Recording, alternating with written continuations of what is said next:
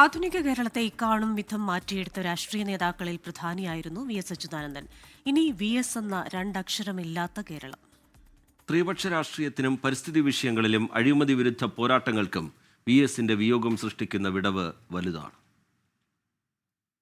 തലനരക്കുകയല്ല എന്റെ വൃദ്ധത്വം, തലനരക്കാത്തതല്ല എന്റെ യുവത്വവും. കൊടിയ ദുഷ്പ്രഭുത്വത്തിൻ തിരുമുമ്പിൽ തലകുരിക്കാത്തതാണ് എന്റെ യൗവനം. നീട്ടിയും കുറുക്കിയുമുള്ള ആ പ്രസംഗശൈലി മലയാളി മനസ്സുകളിൽ അത്രമേൽ പതിഞ്ഞുപോയതാണ്. കമ്മ്യൂണിസ്റ്റ് പ്രസ്ഥാനത്തിന്റെ ചരിത്രത്തിനൊപ്പം സഞ്ചരിച്ച വി.എസ്. കൂടി വിടവാങ്ങിയതോടെ CPIM-ന്റെ സ്ഥാപക നേതാക്കളെല്ലാം തന്നെ മൺമറഞ്ഞു.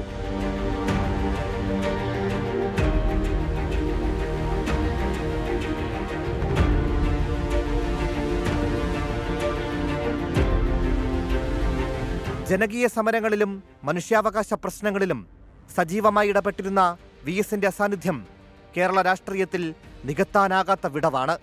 EMS-ഉം കെ കരുണാകരനും E.K. നയനാരും ഉമ്മൻചാണ്ടിയും വി.എസും അടക്കം ഒരു കാലഘട്ടത്തിലെ രാഷ്ട്രീയ അധികായന്മാരെല്ലാം വിടവാങ്ങി.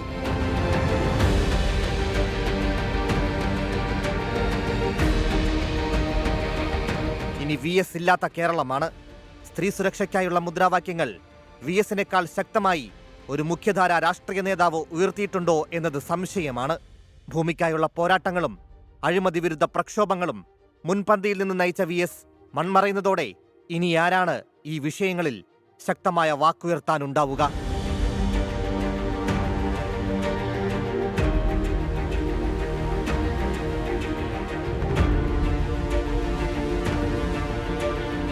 ഭൂരിപക്ഷ ന്യൂനപക്ഷ വർഗീയത ഒരുപോലെ നടമാടുന്ന സത്യാനന്തര കാലത്തിൽ വി.എസിന്റെ അസാന്നിധ്യം തീർച്ചയായും മലയാളക്കരയ്ക്ക് വലിയ നഷ്ടമാണ്.